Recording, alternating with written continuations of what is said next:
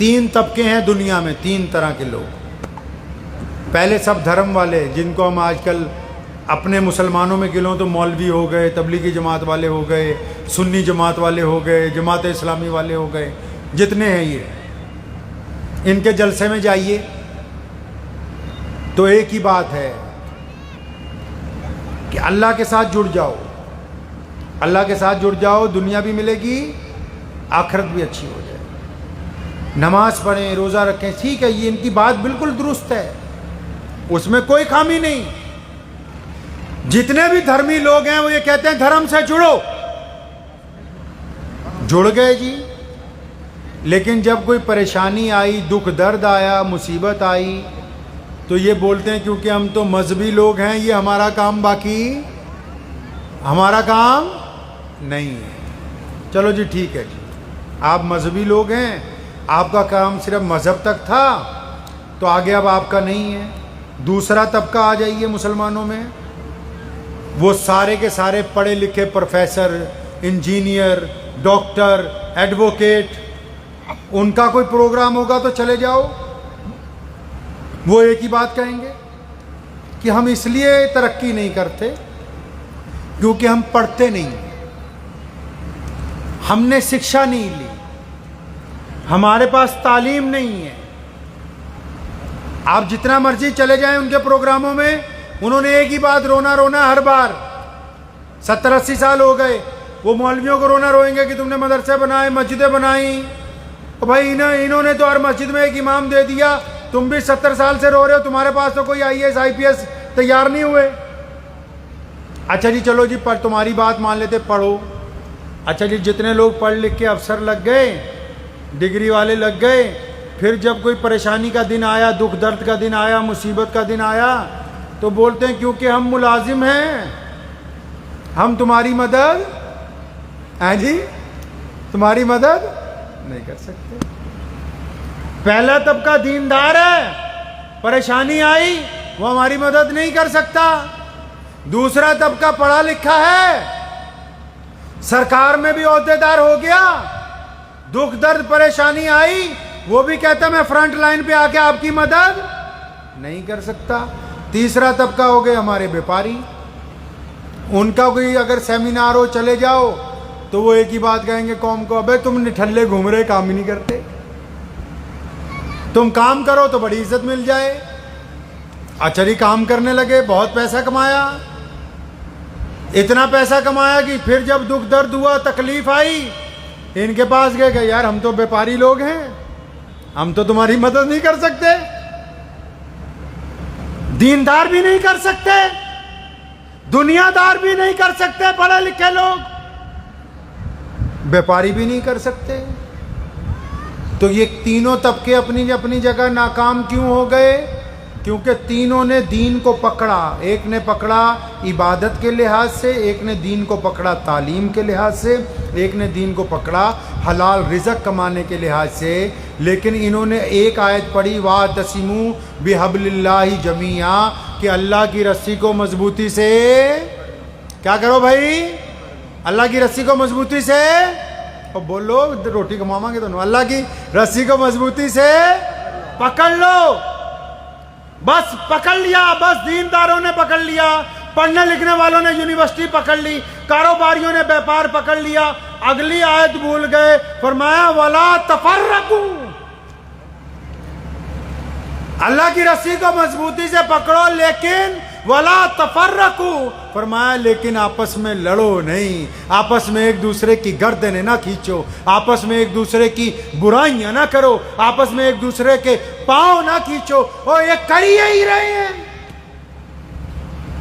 پتہ لگا کہ مضبوطی تو تب آئے گی، یہ اچھے راستے پہ تب جائیں گے جب اللہ کے کہنا ماننے کے ساتھ مکمل کہنا مانیں گے، مطلب اللہ کے راستے پہ چلیں گے لیکن آپس میں لڑیں گے نہیں. اگر ہمارے دیش کی بات کر لوں تو بھارت کے سلوگن میں ایک ہی بات سب سے آگے لکھی جاتی ہے کہ بھارت کی وشیشتا یہ ہے کہ یہاں انیکتا میں ایکتا ہے.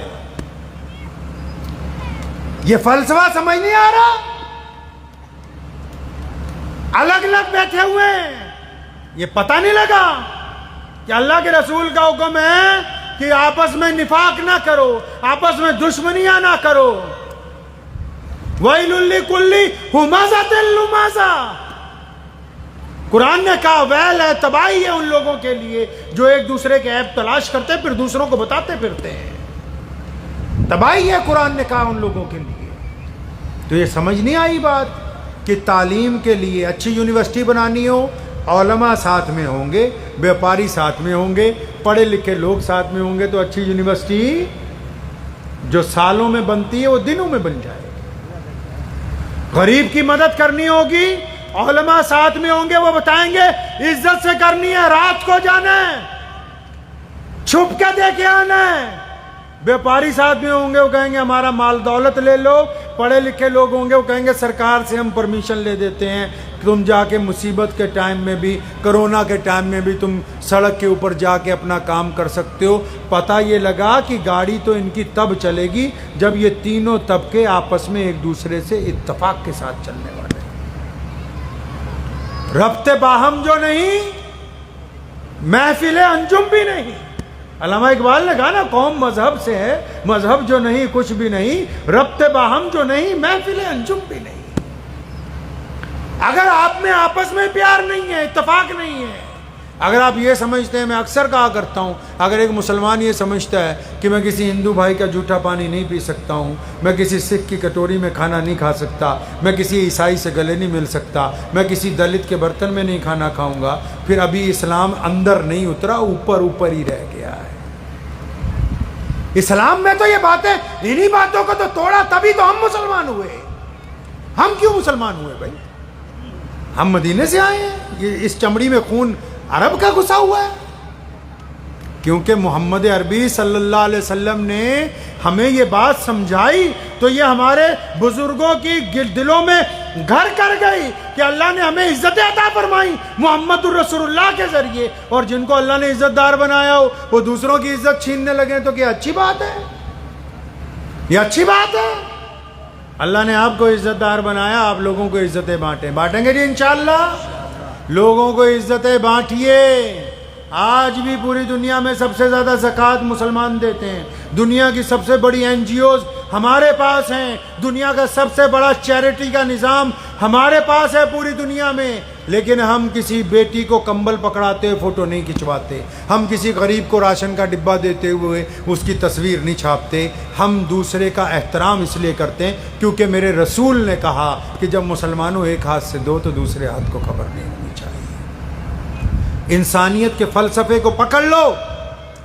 دنیا جو مرضی کہتی رہے، ہمیشہ یاد رکھیں کائنات میں جتنے لوگ ہیں جو مرضی کہیں، ہم کسی کو برا نہیں کہیں گے.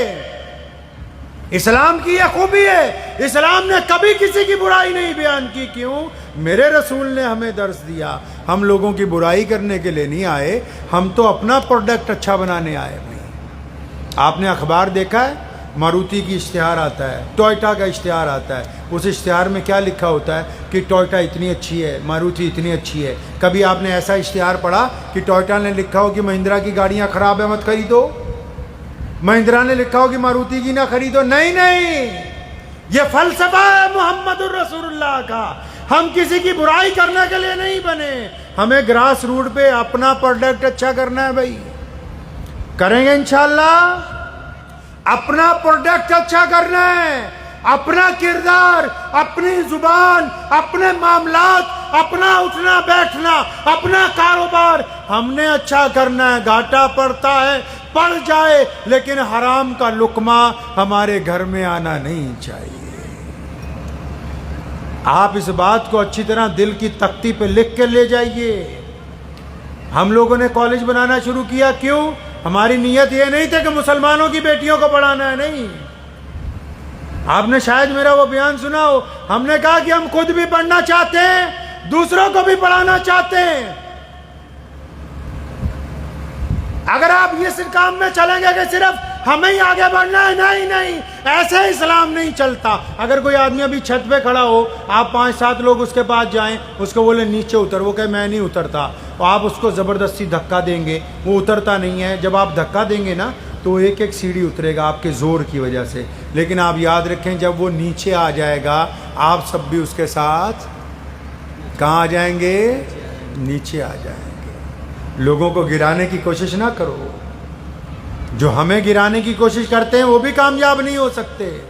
مزہ تو اس میں بستی اجڑنا آسان ہے۔ میں کوئی بھی کام کرتا تھا بچپن سے، ابو جان کو کئی بار کہنا فلاں عمارت ایسے توڑ کے ایسے بنا دیں، تو میرے ابو نے مجھے پاس بلا لینا، کہنا یار پترا بہ جا، اور ایک ہی بات سمجھانے کا، یار بستی اجڑنا آسان ہے، بستی بستے بستے بستے بستی ہے۔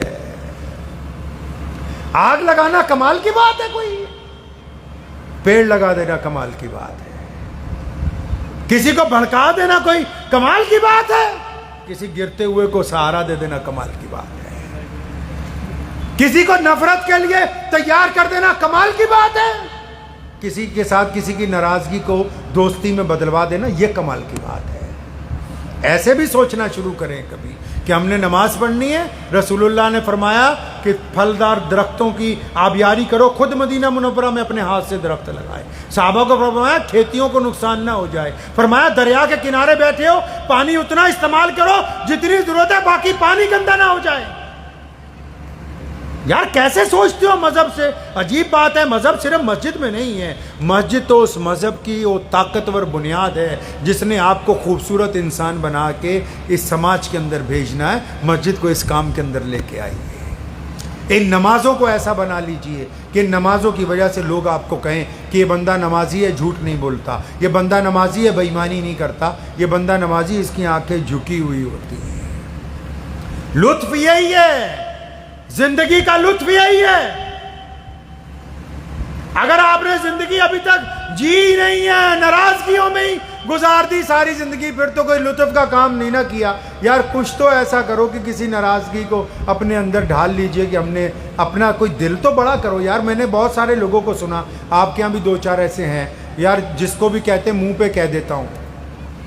ایسے لوگ ہیں بہت سے آپ کے دوستوں میں جو بیٹھ کے بڑے فخر سے یہ بات کہتے ہیں، یار میں تو منہ پہ کہتا ہوں جو کہتا ہوں۔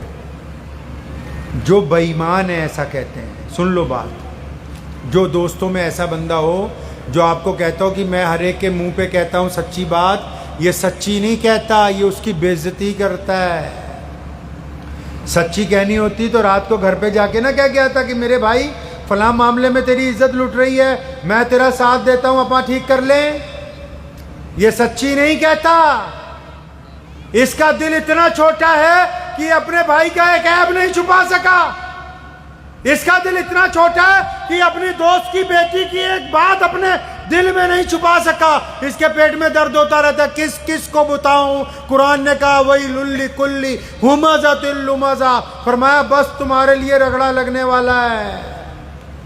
اچھا ہم نے سوچا قرآن مردے بخشوانے کے لیے، نہیں، قرآن اس لیے نازل ہوا کہ ہمیں سیدھے راستے پر لے کے آنا ہے۔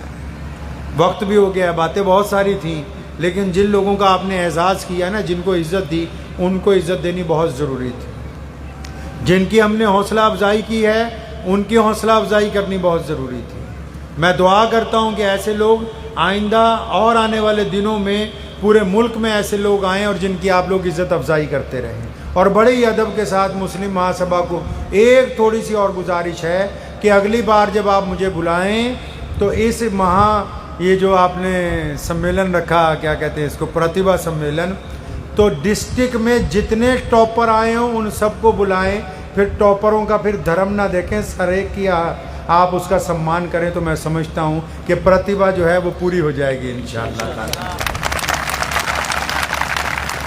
اور ان کا کرنا اس لیے ضروری تھا کیونکہ یہ زیادہ پچھڑے ہوئے ہیں۔ جتنے سرمایہ دار ہیں ان کو میں کہتا ہوں کہ چھپ کر غریبوں کی مدد کریں، جو بچے پڑھ نہیں سکتے ان کی فیس دیں، شور مچا کے نہیں، آگے بڑھیے۔ بس کمال یہی ہے کہ اللہ نے آپ کو عزتوں سے نوازا ہے۔ مجھے بہت سارے لوگ کہتے ہیں کہ فلاں آدمی نے دین کے خلاف یہ بات کی، فلاں نے یہ کی۔ میں یار کچھ بات ہے تو تبھی تو کوئی بات کی، تم کس چکر کے اندر لگ گئے؟ اللہ نے آپ کو عزتوں سے نوازا، آپ عزتیں بانٹنا شروع کیجئے۔ دعا کیجئے اللہ تعالیٰ مجھے بھی، آپ سب کو بھی ان باتوں پہ عمل کی توفیق عطا فرمائے۔ وآخر الدعوانا الحمدللہ۔